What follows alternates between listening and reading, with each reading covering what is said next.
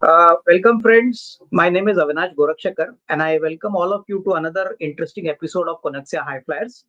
Friends, as all of you are aware, this is a very interesting series where we introduce to you emerging companies from emerging sectors. And in this process, we talk to the companies' top management, the companies' promoters, and this helps us to get a lot of valuable information about these companies as far as their business model is concerned, their growth journey is concerned, and their future prospects are concerned. All this helps our investors to take a very conscious call when they invest in such companies. And friends, we are introducing to you another interesting company which is going to hit the capital market very soon. The company's name is Balaji Phosphates Limited, and we have the privilege of having the top management team. We have Mr. Mohit Airin, who's the managing director, and we also have Mr. Alok Gupta, who's the executive director. Mohit ji और आलोक जी, आप दोनों को बहुत बहुत धन्यवाद sir, आज हमको Thank थोड़ा you. सा टाइम देने के लिए। हाँ, बहुत अच्छा लग रहा है और सर मुझे यकीन है कि इस छोटे से इंटरव्यू में हमको आपकी कंपनी के बारे में बहुत अच्छी जानकारी मिलेगी। जी, बिल्कुल। तो मोहित जी, पहला सवाल आपको रहेगा। बेसिकली हमको आपकी कंपनी के बारे में थोड़ा जानकारी दे दीजिए। कंपनी का मेन बिजनेस क्या है? हम कौन-कौन से प्रोडक्ट्स मैन्युफैक्चर करते हैं? और हमारी ये प्रोडक्ट कैटेगरी में हमारी डोमेस्टिक मार्केट में क्या पोजीशनिंग है? इसके बारे में बताइए। और एक रिलेटेड क्वेश्चन मोहित जी, जो बिजनेस से रिलेटेड है, इस कंपनी की बिजनेस जर्नी के बारे में बताइए। क्या ये कंपनी आपने शुरू कर दी थी as a first generation enterprise या आपके फादर ने शुरू की थी, उसके बाद आपने टेक ओवर किया? तो सर इसके बारे में बताइए। भाई बेसिकली बालाजी फास्फेट्स जो है ये 2013 में हमने इसके एग्जिस्टिंग प्रमोटर्स से टेक ओवर करी। वो इसके अंदर डिफरेंट फर्टिलाइजर बनाते थे। फैक्ट्री लेके उसके अंदर हमने सिंगल सुपर फास्फेट का प्लांट लगाया 1,20,000 मेट्रिक टन कैपेसिटी का, और हमने इसको स्टार्ट करा। इसके पहले ये एनपीके मिक्स फर्टिलाइजर बनाती थी। इसमें हमने सिंगल सुपर फास्फेट और जिंक सल्फेट दो प्रोडक्ट्स बनाना चालू करे। डेफिनेटली मैं बिजनेस बैकग्राउंड से ही आता हूँ। मेरे फादर जो हैं वो फर्टिलाइजर इंडस्ट्री में ही थे, वो बीएससी एग्रीकल्चर में वो फर्टिलाइजर प्रोडक्शन करते थे। पेरेंटल कंपनी हमारी चातक एग्रो इंडिया प्राइवेट लिमिटेड।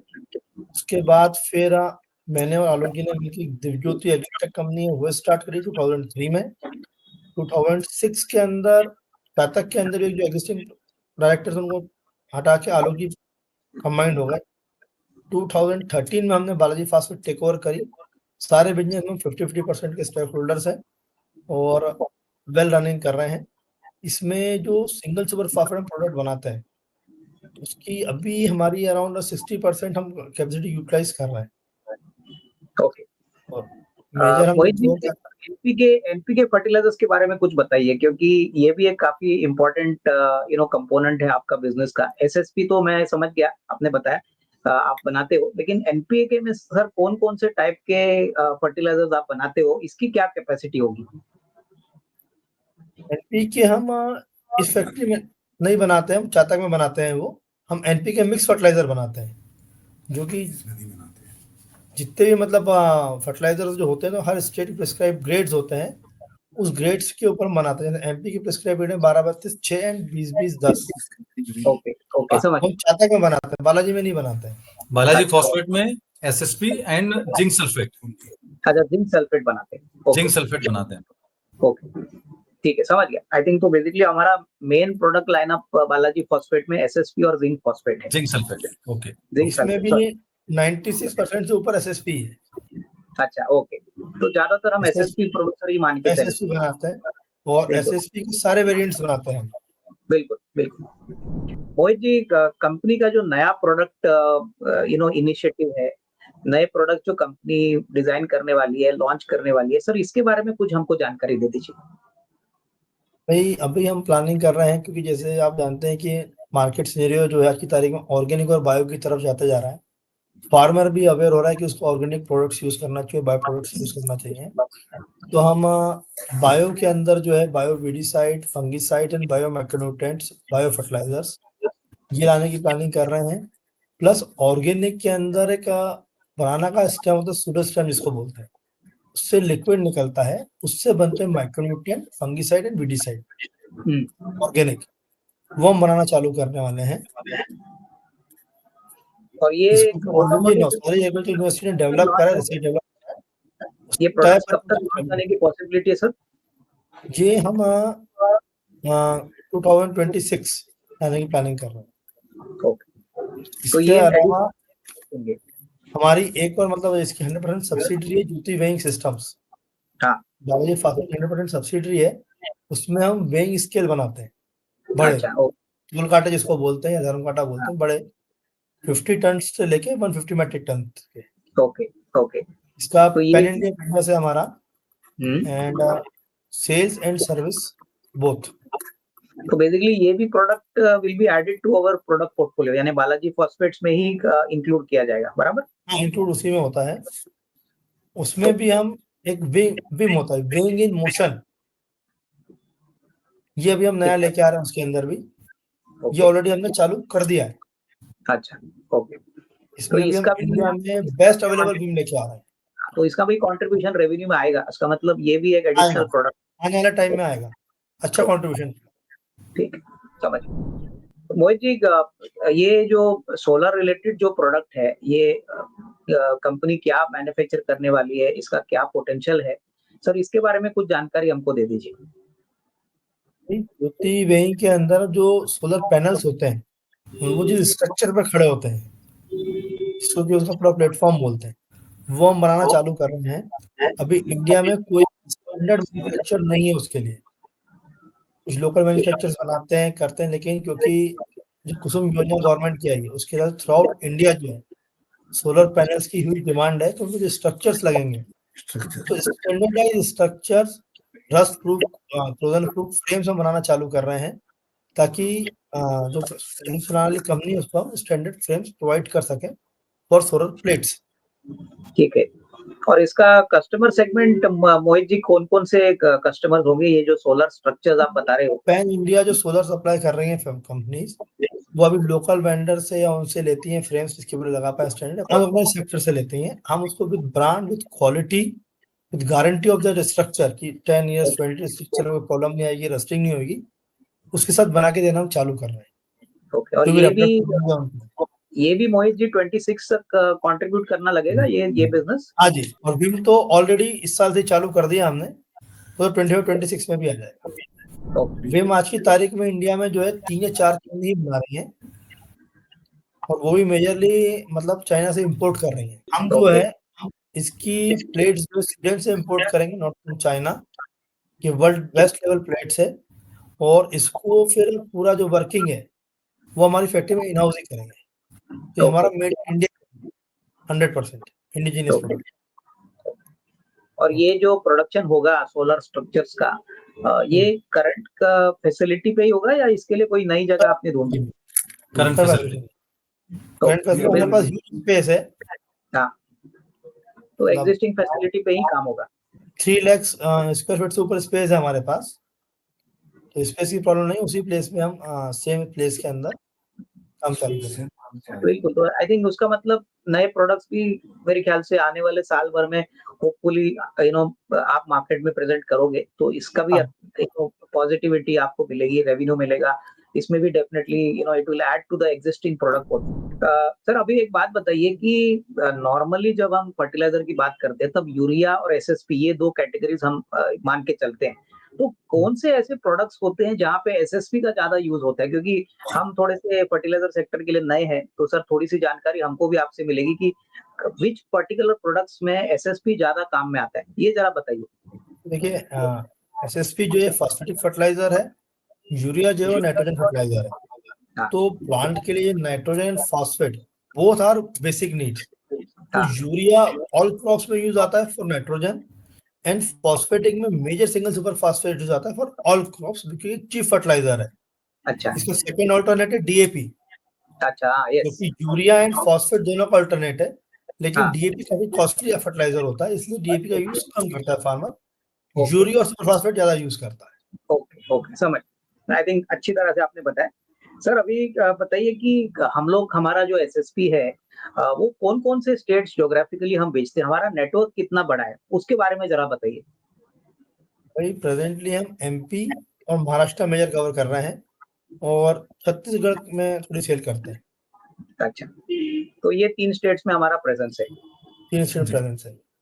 और सर आगे ये 3 स्टेट्स के अलावा आगे आने वाले सालों में होपफुली कंपनी का कुछ प्लान है कि हम दूसरे स्टेट्स में भी एंट्री करेंगे, क्योंकि ये 2-3 स्टेट्स तो प्रोमिनेंट है ही। बट अगले नियर टर्म में, फ्यूचर में कंपनी का क्या प्लान है कि हम आगे भी ज्योग्राफिकल नेटवर्क बढ़ाएँगे?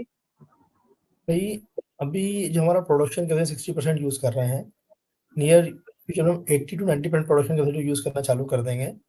तब हमने ऑलरेडी लाइसेंस ले रखा है गुजरात का और तेलंगाना का, तो वो भी हम थोड़ा-सा कवर करेंगे। बाकी मेजर हमारा सेल एमपी और महाराष्ट्र ही रहेगा, क्योंकि हमारा लो फ्रेट ज़ोन पड़ता है एंड हेवी डिमांड है हमारे प्रोडक्ट की। फ्यूचर में हम कोई अदर कंपनी से टाई अप करके उन स्टेट्स को डेवलप करके फिर हाँ। आगे की प्लानिंग वो भी कर सकते हैं। ओके, ठीक है, समझ गया। सर दूसरी बात मेरे को बताइए, नॉर्मली जब एसएसपी का प्रोडक्ट हम फार्मर को बेचते हैं, तब इसमें गवर्नमेंट की सब्सिडी भी होती है मेरे ख्याल से। Please correct me if I am wrong. हाँ, सर सब्सिडी तो रहती है। बताइए ये सब्सिडी सिस्टम कैसे काम करता है? और दूसरी बात सर, हमारा प्राइसिंग हर सीजन के लिए हम कैसे डिसाइड करते हैं कि तेलंगाना में अगर अपने को बेचना है या महाराष्ट्र में बेचना है, तो प्राइसिंग यूनिफॉर्म होता है या अलग-अलग स्टेट में अलग-अलग प्राइसिंग होती है? सर इसके बारे में बताइए। एवरी स्टेट वाइज प्राइस जो होती है, वो थोड़ी बिट लिटिल बिट डिफरेंट रहती है और इसकी जो थंब रूल प्राइस है वो गवर्नमेंट ऑफ इंडिया डिसाइड करती है कि भाई ये प्राइस रहेगा। उसके बाद फिर गवर्नमेंट यदि जब भी फर्टिलाइजर मूव करते हैं, उसको सब्सिडी प्रोवाइड करती है फ्रेट की। हाँ। मान लीजिए मटेरियल इंडिया से कुछ महाराष्ट्र जा रहा है, तो फ्रेट की सब्सिडी गवर्नमेंट प्रोवाइड करती है टू मैच दैट एक्सपेंसेस।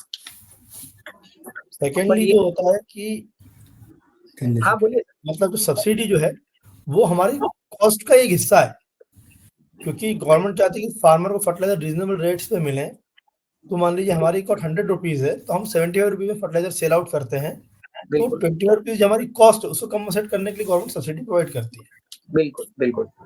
और ये सब्सिडी मोहित जी नॉर्मली कैसे इसका रिलीज होता है? एवरी 6 मंथ होता है या एवरी ईयर होता है? सर इसका कैश फ्लो में आपका कैसे इम्पैक्ट आता है? भाई पहले एफडी 4-6 मंथ्स लग जाते थे। गवर्नमेंट ने सिस्टम्स काफी बना दिए, ऑनलाइन सिस्टम्स कर दिए हैं। एक एफएमएस बोलते हैं, फर्टिलाइजर मॉनिटरिंग सिस्टम, वो एप्लीकेबल कर दिया। सब्सिडी न्यूटन में सब्सिडी है, एवरी 6 मंथ में डिसाइड होती है for kharif season and rabi season. अच्छा, ओके। खरीफ सीजन की डिसाइड मार्च में हो जाती है, तो अप्रैल टू सितंबर खरीफ कहलाता है, अक्टूबर टू मार्च रबी कहलाता है। उसके लिए सितंबर में डिसाइड हो जाता है सब्सिडी के, उस वजह से सब्सिडी मिलती है। NBS system nutrient based subsidy, तो उसके हिसाब से एवरी प्रोडक्ट पे कंटेंट ऑफ न्यूट्रिएंट्स जो वैल्यू रहती है उसके हिसाब से सब्सिडी मिलती है। ओके। इसमें सिस्टम में क्या, जब रॉ मटेरियल परचेज करते हैं उसको एक पोर्टल है फर्टिलाइजर मॉनिटरिंग एफएमएस, उस पर अपलोड करते हैं। उसके बाद ठीक फिर है। हम जो प्रोडक्शन करते हैं, प्रोडक्शन अपलोड करते हैं। बिल्कुल। हम जब डिस्पैच करते हैं होलसेलर को, तो हम उसको भी अपलोड करते हैं। हमें होलसेलर उसको एक्नॉलेज करता है कि उसने मटेरियल रिसीव करा। जब वो रिटेलर को देता है या खुद के भी रिटेल काउंटर पर डालता है, तो उस रिटेलर पे एक्नॉलेज करता है, रिटेलर एक्नॉलेज करता है कि मैंने रिसीव करा। और जब फार्मर को बिकता है, क्योंकि सब्सिडाइज्ड मटेरियल तो क्वांटिटी फिक्स्ड है as per land record, okay. Agriculture land है, उसके हिसाब से उसको बोरी मिलती है। तो हाँ। एक पॉइंट ऑफ सेल मशीन है, पॉज मशीन, उस पर थंब इम्प्रेशन लगता है, उसका अंगूठा लगता है, ओटीपी हाँ। आता है। उसके बेस पे फिर हमें सब्सिडी मिलती है, जितना मटेरियल सेल हो गया। सब्सिडी जनरेट होती है वीकली, हाँ। On weekly basis. हम क्लेम जनरेट करते हैं, ऑनलाइन जनरेट होता है क्लेम, कितना मटेरियल बिक गया, ओके। क्लेम हम अपलोड करते हैं। उसके बेस पे सब्सिडी वीकली मिलती है। तो जनरली हमने वीजीसी को जनरेट करी 2 से 3 वीक्स में सब्सिडी आ जाती है। ओके, समझ गए। ना, आई थिंक अच्छी तरह से समझा आपने सर। सर मेरे को बताइए, normally please correct me if I am wrong. Sir single super phosphate को जो मेन रॉ मटेरियल होता है वो रॉक फॉस्फेट होता है। तो रॉक जी। फॉस्फेट का अवेलेबिलिटी सिनेरियो इंडिया में कैसा है? क्योंकि ज्यादातर मैंने सुना है कि ये इंपोर्ट होता है। तो सर हमारे लिए हमारी सोर्सिंग कहाँ से होती है? ज्यादातर हम लोकल सोर्सेज से ही लेते हैं या इंपोर्ट करते हैं? सर इसके बारे में बताइए। भाई रॉक फॉस्फेट इंडिया में तो सिर्फ आप आरएसएम से लेना पड़ता है, राजस्थान स्टेट माइनिंग कॉर्पोरेशन से, या इंपोर्ट करना पड़ता है। हमें क्योंकि नियर बाय आरएसएम में पड़ता है, हमारा लो फ्रेट जोन है, तो हम आरएसएम पे ज्यादा डिपेंड करते हैं। यदि हमें आरएसएम से नहीं मिल पाता है तो ही हम फिर इंपोर्ट के ऊपर जाते हैं। ओके। तो लास्ट बेसिकली 2 ईयर से हम ज्यादातर आरएसएम लोकल से, सोर्सिंग ही है यानी क्या बोल रहे हैं आप? हमारी लोकल सोर्सिंग ही ज्यादा है यानी हमारे लिए रॉक हाँ, फॉस्फेट के लिए। yes. और सर मेरे को बताइए कि इसकी प्राइस वॉलेटिलिटी अभी फिलहाल कैसी है? क्योंकि देखिए रुपया वीक हो रहा है, उसके बाद टिपिकली इसकी अवेलेबिलिटी डोमेस्टिक प्राइसेस में कुछ ऊपर नीचे कुछ प्राइस वॉलेटिलिटी हो चुकी है या अभी भी कंफर्टेबली मिल रहा है आपको? अभी कंफर्टेबली मिल रहा है, ऑफ सीजन है, सीजन हाँ। में इम्पैक्ट आएगा उसका, उसके हम फ्यूचर अभी ऑलरेडी प्लानिंग करके चलें कि मटेरियल अगर परचेस करके रखें, स्टॉकिंग करके हाँ, चलें। बिल्कुल, बिल्कुल।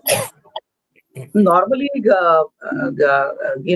मोहित जी, ये धंधे में इन्वेंटरी प्लानिंग कितनी इंपॉर्टेंट होती है? अभी आप जब आपने इन्वेंटरी की बात की है, तो सर इसमें क्या 2-3 महीने का स्टॉक आपको ऑलरेडी स्टॉकिंग करना पड़ता है ताकि प्रोडक्शन में कोई रुकावट ना आए, ऐसा कुछ नेचुरली होता है? इन्वेंटरी प्लानिंग करके इसलिए चलना पड़ता है क्योंकि इसका जो रॉ मटेरियल है, रॉक फॉस्फेट, वो एक मिनरल मटेरियल है। हाँ, तो मानसून में जब डिमांड बढ़ती है, हर आदमी परचेज करता है, तो उस टाइम शॉर्टेज आ जाती है, हाँ, क्योंकि मानसून में माइनिंग बंद हो जाती है। उसके बिल्कुल। बाद जब सेकंड सीजन हमारा अक्टूबर से चालू होता है, तब तक ओके। ऑलरेडी सारे जो रॉ मटेरियल सप्लायर खाली हुए रहते हैं, माइनिंग मटेरियल रहता नहीं है, तो हाँ, उसमें भी दिक्कत आती है। इसलिए हमें ऑलरेडी प्री प्लान चलना ही पड़ता है। ओके, ओके, एकदम। अच्छा तो आलोक ये जी, ऑफ सीजन अभी में मैं हमें रॉ आपको मटेरियल नहीं मिलेगा। सॉरी आलोक जी जी, जी आपको मैंने थोड़ी टाइम रुका है। ना ना आलोक जी, नहीं मेरे को बताइए सर, एसएसपी में जब कोई भी कंपनी ये एसएसपी फर्टिलाइजर्स फार्मर्स को बेचता है, तो वो उसका एरिया क्या गवर्नमेंट डिसाइड करती है या is it a free market? मैं इसलिए पूछ रहा था कि कॉम्पिटिटिव इंटेंसिटी सर हमारे प्रोडक्ट के लिए कितनी होगी? मान के चलिए जो महाराष्ट्र और दूसरे स्टेट्स में हम काम करते हैं, वहां पे is the area allocated by the government की इन फार्मर्स को यही कंपनी सप्लाई करेगी या कोई भी आके नहीं फ्री मार्केट के हिसाब से बेच सकता है? पहले तो वो, और दूसरा सर, यहाँ पे दूसरे कंपनीज के मुकाबले में कुछ प्राइसिंग डिफरेंस होता है, like company A B C होंगी, तो उसमें सारी कंपनीज को एक ही सेलिंग प्राइस पे क्या एसएसपी बेचना पड़ता है? ऐसा कुछ होता है मार्केट में या अलग अलग मार्केट प्राइसेस होते हैं? नहीं, एक तो पहला पहला जो क्वेश्चन है उसका आंसर ये है कि कोई भी एरिया के लिए कोई हमें प्रतिबंध नहीं है, हम कहीं भी जाके कैसे भी हम मार्केटिंग कर सकते हैं।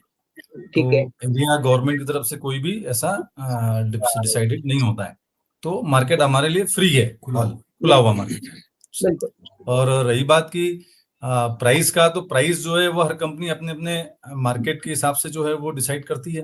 फ्रेट के हिसाब से भी प्राइस डिसाइड होती है, क्योंकि अगर मान लो आप लंबी दूरी पे जा रहे हैं तो आपको रेट अलग डिसाइड करना पड़ेंगे। आप लो फ्रेट जोन में हैं तो आपको अलग प्राइस डिसाइड करनी पड़ती है। बिल्कुल।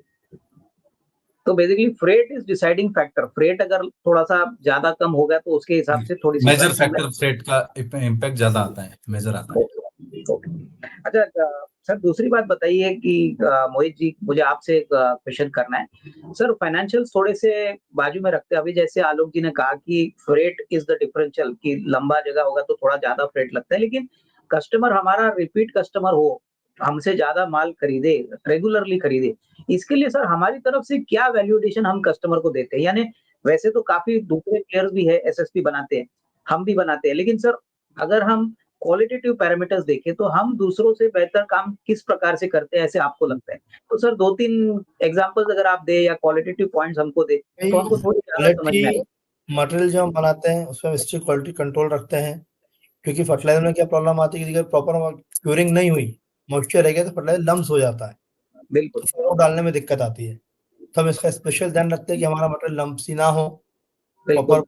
फ्री फ्लो ही रहे। हमारी जो पैकिंग है उसको हमने काफी अट्रैक्टिव और स्टैंडर्ड बनाया है, हाँ, ताकि फार्मर को अपील करे। एंड इवन जो हमारी ब्रांड इमेज है, आज 20 हाँ, ईयर्स हमारी ब्रांड इमेज, फार्मर हमारे ब्रांड नेम से परचेज करता है। बिल्कुल, बिल्कुल, बिल्कुल। आई थिंक वो बहुत इंपॉर्टेंट बात आपने बोली।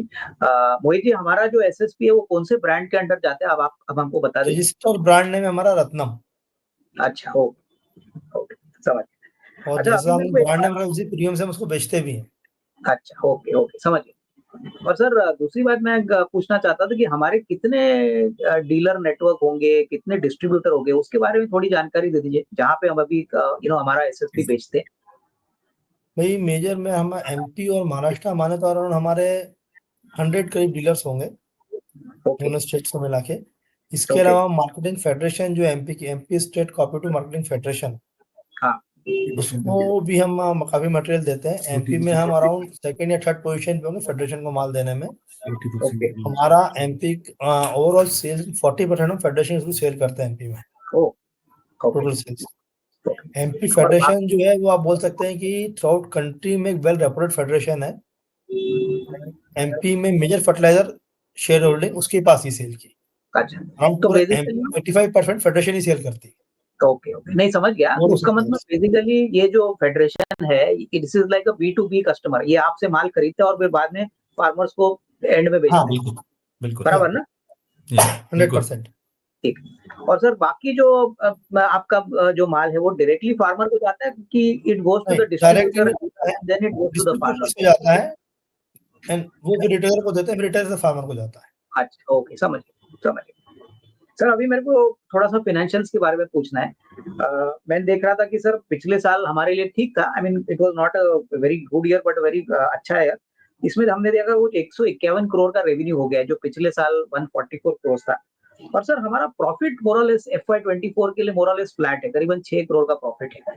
सर पहली बात तो बताइए कि ये फ्लैट प्रॉफिट का कारण क्या था? इनफैक्ट रेवेन्यू तो थोड़ा सा रीजनेबली बढ़ा है, लेकिन प्रॉफिट हमारा 6 करोड़ का ही रह गया, तो इसमें कोई स्पेसिफिक रीजन था कि प्रॉफिट फ्लैट था? भाई वर्किंग कैपिटल क्रंच है, तो उसकी वजह से प्रोडक्शन बहुत ज़्यादा बढ़ा नहीं पा रहे हैं। बिल्कुल। इसकी वजह से मोर और लेस टेक्निकल टर्नओवर बहुत ज़्यादा बढ़ा नहीं है। हाँ, नहीं बट उस यही वजह से कारण था, वर्किंग कैपिटल क्रंच था, इसीलिए प्रॉफिट थोड़े से फ्लैट थे। यही कारण है। 25 का ईयर चालू हो चुका है सर, इसके बारे में कुछ बताइए, क्योंकि मैं प्रोस्पेक्टस देख रहा था आपका। सर इसमें अभी तो हम फरवरी में है, तो सर मोटा मोटी फर्स्ट 6 मंथ्स का अगर आपका परफॉर्मेंस पब्लिश्ड है, तो सर अप टू सितंबर हमने कितना रेवेन्यू किया है, कितना प्रॉफिट हो गया है, सर इसके बारे में कोई जानकारी आप दो तो। भाई अप टू अगस्त जो हमारे ऑडिटेड फिगर्स आ रहे हैं ठीक है। वो अराउंड 54 CR के आ रहे हैं अच्छा ठीक है। एंड प्रॉफिट आ रहा है अराउंड 5 CR।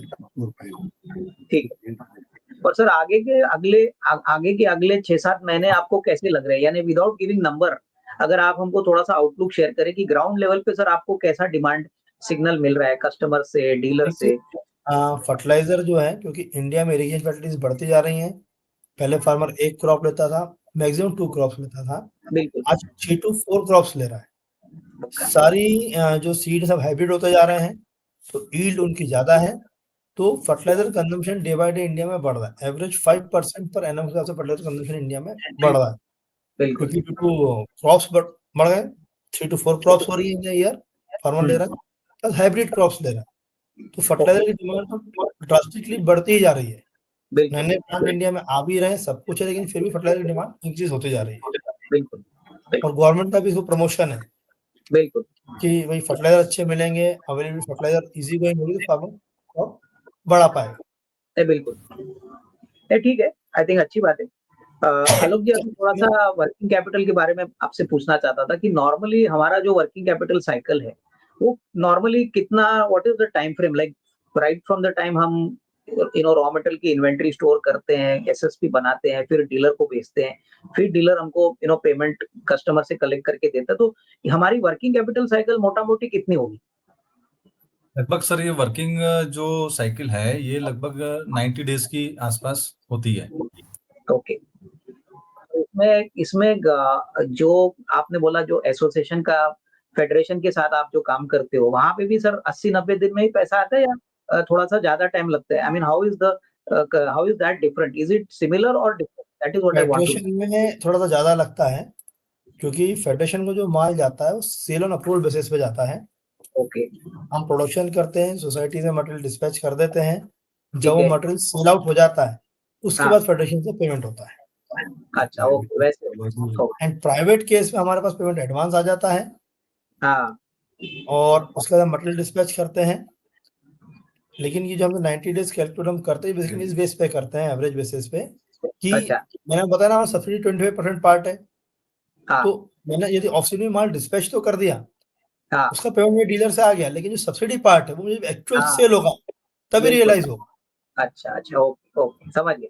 तो बेसिकली सब्सिडी थोड़ी सी देर से आती है, लेकिन बेसिकली फॉर दैट वो थोड़ा साइकिल थोड़ा स्लो है। ठीक है, अंडरस्टूड। क्योंकि वो सेल बेसिस पे है ना, इसलिए हाँ उसमें टाइम बिल्कुल लगता है। बिल्कुल बिल्कुल। सर हाँ, अभी मेरे सेल के को, बाद इमीडिएटली आती है, लेकिन जब तक सेल नहीं होगा तब तक वो हमारा पार्ट ऑफ मार्जिन अटका हुआ रहता है। हाँ बिल्कुल बिल्कुल, एक बुक कीपिंग क्वेश्चन है सर, ये जो आपने बोला ना कि सब्सिडी थोड़े टाइम के बाद आती है, तो नॉर्मली सर हम ये बात मान के चले कि नॉर्मली सब्सिडी सेकंड हाफ में ज्यादा रियलाइज होती है गवर्नमेंट से, second half of the financial year? Naturally, क्योंकि जो अक्टूबर- जनरेट होना चालू होती है हाँ, जुलाई, अगस्त, सितंबर, फिर अक्टूबर वाली ना नवंबर, दिसंबर, इसमें फिर आपको जनरेट होती है fast. Okay okay okay. And फिर अभी जो मैं मटेरियल डिस्पैच कर रहा हूँ, सेल आउट कर रहा हूँ, हाँ। तो उसमें पार्ट ऑफ रिलीज होगी, पार्ट ऑफ की नहीं होगी, वो फिर बिल्कुल वही जुलाई या तो सितंबर रिलीज होगी जाके। बिल्कुल बिल्कुल। और सर हमारा धंधा जो है इसमें कुछ सीजनैलिटी होती है कि सेकंड हाफ हमारे लिए थोड़ा अच्छा रहता है, फर्स्ट हाफ कम अच्छा रहता है, कुछ सीजनैलिटी प्ले आउट करता है हमारे लिए? देखिए सीजनलिटी सिर्फ इस पर डिपेंड करती है, फर्स्ट हाफ हमारा ऑलवेज चलता ही चलता है, अच्छा। वो तो 100% चलना चाहिए। सेकेंड हाफ डिपेंड करता है मानसून के ऊपर, हाँ। यदि अगर ओके मानसून अच्छा है तो फर्स्ट से बेटर चलेगा सेकंड, ओके ओके, समझ गया। क्योंकि सेकंड हाफ में जो क्रॉप्स होती हैं, व्हीट है, मेज है, राइस, ये सब हैवी फर्टिलाइजर कंज्यूमिंग क्रॉप्स होती है। हाँ ओके, ठीक है, समझ गया। ठीक है सर।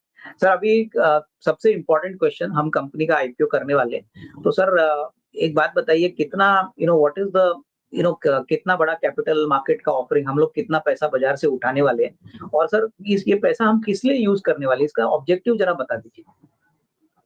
भाई हम 50 सीआर की प्लानिंग कर रहे हैं, आईपीओ लाने की।